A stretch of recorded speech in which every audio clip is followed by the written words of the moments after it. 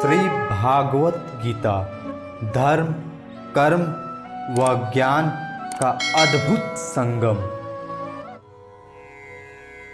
Bhagavat Gita chapter 1। जय श्री कृष्णा भाइयों व बहनों। ना जाने आज तक आप सभी ने कितने ही गीता के भाष्य सुने होंगे या पढ़े होंगे। बहुत सारे लोग व विद्वानों ने गीता को लिखा। गीता एक है लेकिन कई बार लिखा जा चुका है। आखिर क्या है गीता में?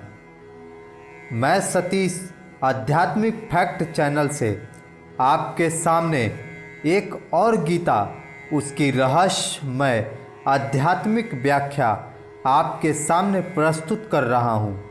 गीता में सबसे खास बात यह है कि गीता को कहने वाले स्वयं प्रभु श्री कृष्ण हैं और समस्त मानव को केंद्र में रखकर श्री कृष्ण ने गीता को अर्जुन के समक्ष रखा। मेरा यह प्रयास है कि श्री कृष्ण के कृपा से इस गीता के हर एक श्लोक का पूरा व्याख्या कर आपके समक्ष लाएं, ताकि हम अपने रोज़मर्रा के ज़िंदगी में गीता को सुनकर प्रभु भक्ति की ओर बढ़े, साथ ही श्री कृष्ण की दिव्य कृपा को प्राप्त करें। भगवत गीता की सबसे खास बात यह है कि गीता एक उत्तर है जो हर मानव के जीवन, कर्म, अध्यात्म, योग और ध्यान, किसी भी प्रकार के सभी संशयों का समाधान है गीता। सभी प्रश्नों का उत्तर है गीता। सभी भटके हुओं को राह दिखाती है गीता। दुनिया के सभी प्रश्नों का उत्तर है गीता, क्योंकि मार्ग देने वाले स्वयं श्री कृष्ण हैं। तो आइए चलते हैं 18 अध्यायों के सफ़र गीता की ओर। पहला अध्याय अर्जुन विषाद योग। धृतराष्ट्रवाच धर्मक्षेत्रे कुरुक्षेत्रे समवेतायुयुत्सवः मामकाः पाण्डवश्चैव किं कुर्वत संजय। कुरुक्षेत्र के युद्ध स्थल में सैन्य निरीक्षण करते समय धृतराष्ट्र ने संजय से कहा, हे संजय, धर्मभूमि कुरुक्षेत्र में युद्ध की इच्छा से एकत्र हुए मेरे पुत्र तथा मैं क्या पांडवों के पुत्रों ने क्या किया।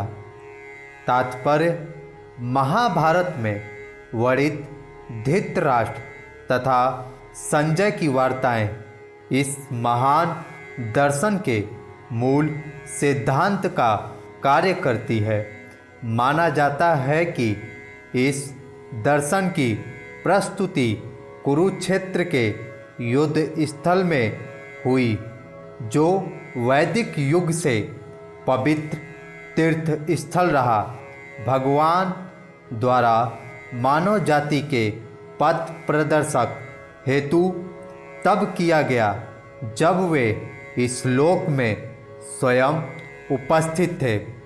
धर्म क्षेत्र शब्द सार्थक है, क्योंकि कुरुक्षेत्र के युद्ध स्थल में अर्जुन के पक्ष में श्री कृष्ण भगवान स्वयं उपस्थित थे।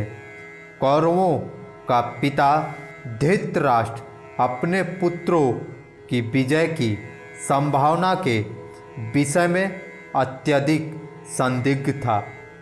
अतः इस संदेह के कारण उसने अपने सचिव से पूछा, उन्होंने क्या किया है। वह आश्वस्त था कि उसके पुत्र तथा उसके छोटे भाई के पुत्र कुरुक्षेत्र के युद्ध भूमि में निरात्मक संग्राम के लिए एकत्र हुए हैं, फिर भी उसकी जिज्ञासा सार्थक है। वह नहीं चाहता था कि भाइयों में कोई समझौता हो, अतः वह युद्ध भूमि में अपने पुत्रों की भाग्य के विषय में आश्वस्त होना चाह रहा था। इस युद्ध को कुरुक्षेत्र में लड़ा जाना था, जिसका उल्लेख वेदों में स्वर्ग के निवासियों के लिए भी तीर्थ स्थल के रूप में हुआ है। अतः धृतराष्ट्र अत्यंत भयभीत था। इस पवित्र स्थल का युद्ध के परिणाम पर ना जाने कैसा प्रभाव पड़े। उसे भली भांति ज्ञात था कि इसका प्रभाव अर्जुन तथा पांडवों के अन्य पुत्रों पर अत्यंत अनुकूल पड़ेगा, क्योंकि स्वभाव से वे सभी पुण्य आत्मा थे। संजय श्री व्यास का शिष्य था, अतः उनकी कृपा से संजय धृतराष्ट्र के कक्ष में बैठे बैठे कुरुक्षेत्र के युद्ध स्थल का दर्शन करा सकता था। इसीलिए धृतराष्ट्र ने उसके युद्ध स्थल की स्थिति के विषय में पूछा।